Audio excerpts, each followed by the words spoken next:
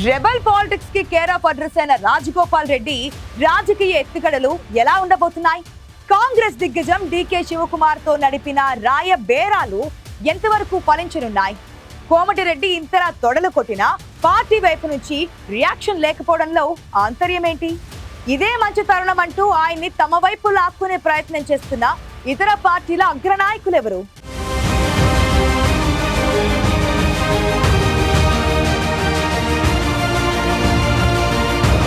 అధికారంలోకి రావాలనే తాపత్రయంతో ప్రజలకు అడ్డగోలు హామీలు ఇచ్చారు. రుణమాఫీ అందరికీ కాలేదు. రైతు భరోసాతో ఎవరూ సంతృప్తిగా లేనేలేరు. పెన్షన్ల పెంపు ఊసేలేదు. ఇదేదో విపక్ష నేతలు చేస్తున్న విమర్శలు కావు, సాక్షాత్తు అధికార పార్టీ ఎమ్మెల్యే ఆవేదనతో చెప్పిన మాటలివి. ఆయనే ముక్కుసూటితనానికి బ్రాండ్ అంబాసిడర్ లా ఉండే మునుగోడు ఎమ్మెల్యే కోమటిరెడ్డి రాజగోపాల్ రెడ్డి. అధికారంలోకి వచ్చేందుకు హామీలెన్నో ఇచ్చాం, తీరా అధికారంలోకి వచ్చాక ఇప్పుడు మమ్మల్ని ప్రజలు నిలదీస్తున్నారు, ఏ ముఖం పెట్టుకుని ప్రజల్లోకి వెళ్లాలంటున్నారు కాంగ్రెస్ ఎమ్మెల్యే.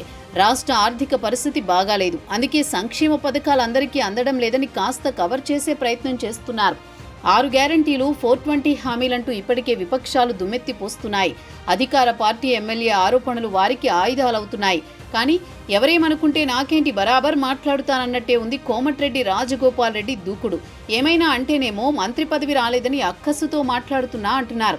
నేను ఏదైనా ముక్కుసూటిగా మాట్లాడతా, మునుగోడు ప్రజలే నాకు ముఖ్యం, నియోజకవర్గ అభివృద్ధే లక్ష్యం అంటున్నారు రాజగోపాల్ రెడ్డి. ప్రజల కోసం ఎందాకైనా వెళతా, అవసరమైతే రాజీనామా అయినా చేస్తా అంటూ సెన్సేషనల్ స్టేట్మెంట్స్తో స్టేట్ పాలిటిక్స్ ని షేక్ చేస్తున్నారు కోమటిరెడ్డి బ్రదర్.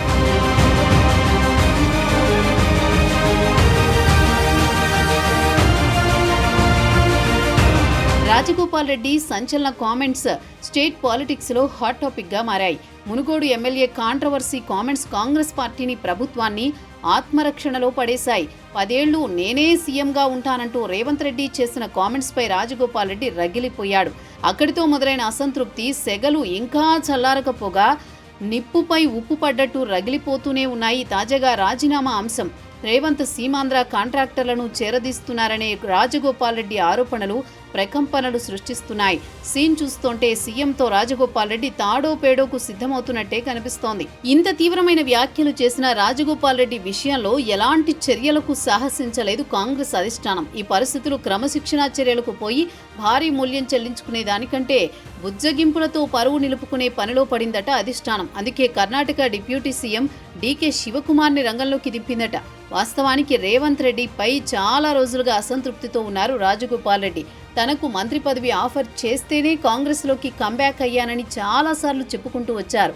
మాట ఇచ్చి తప్పితే ఎలా, మంత్రి పదవి కోసం కాళ్లు పట్టుకోవాలా అంటూ కౌంటర్ ఇచ్చారు. మంత్రి పదవి రాదు అని ఎప్పుడైతే డిసైడ్ అయ్యారో ప్రభుత్వంపై ఎదురుదాడికి దిగారు రాజగోపాల్ రెడ్డి. తనను మోసం చేస్తారన్న బాధను వెళ్లగక్కుతూనే రేవంత్ పై రివెంజ్ మొత్తం తీర్చుకుంటున్నారు.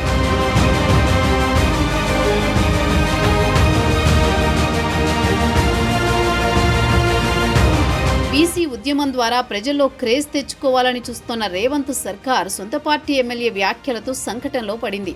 రాజగోపాల్ రెడ్డి తిరుగుబాటు ప్రభుత్వాన్ని కుదిపేయకుండా దిద్దుబాటు చర్యలకు సిద్ధమైంది రేవంత్ టీం. ఇప్పటికే రేవంత్ యాంటీ టీంని తన వైపు తిప్పుకునే పనిలో పడ్డారు రాజగోపాల్ రెడ్డి.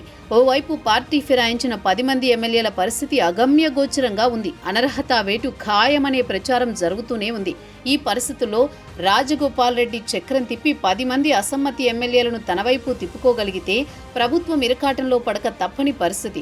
ఇదే అదనుగా ప్రత్యర్థి పార్టీలు రాజగోపాల్ రెడ్డిని ఉసిగొల్పితే ప్రభుత్వ మనుగడే ప్రమాదంలో పడ్డా ఆశ్చర్యపోనవసరం లేదు. అందుకే ఈ పరిణామాలన్నీ అంచనా వేస్తోన్న అధిష్టానం ఇప్పుడు ఆత్మ పరిశీలన చేసుకుంటున్నట్టు సమాచారం.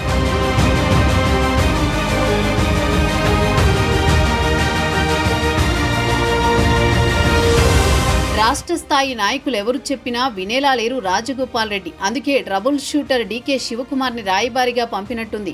ఇక చర్చల్లో ఏం జరిగిందో ఏమో కానీ అలా డీకే శివకుమార్ని కలిశారో లేదో రేవంత్ పై మరోసారి తిట్ల దండకం అందుకున్నారు రాజగోపాల్ రెడ్డి. ఒకవైపు మాటల తూటాలతో మంత్రి పదవి కోసం పార్టీ మీద ఒత్తిడి, మరోవైపు డీకే లాంటి దిగ్గజాలతో పదవి కోసం రాయవారాలు, అదే సమయంలో అవసరమైతే పార్టీ మారడానికి కూడా సిద్ధమన్నట్లు ముందుకు వెళుతున్నారు రాజగోపాల్ రెడ్డి. ఎప్పుడు ఎక్కడా ఎలాంటి బాంబు పేలుస్తారు అని అధిష్టానం పెద్దల గుండె గుబేయల్ మంటోందట. మొత్తానికి కోమటిరెడ్డి రాజగోపాల్ వ్యవహారం పార్టీకి, ప్రభుత్వానికి కంటి మీద కునుకు లేకుండా చేస్తోంది. ఆయన నెక్స్ట్ స్టెప్ ఏంటి అనేది ఇప్పుడు రాష్ట్ర వ్యాప్తంగా జరుగుతోన్న ఆసక్తికర చర్చ.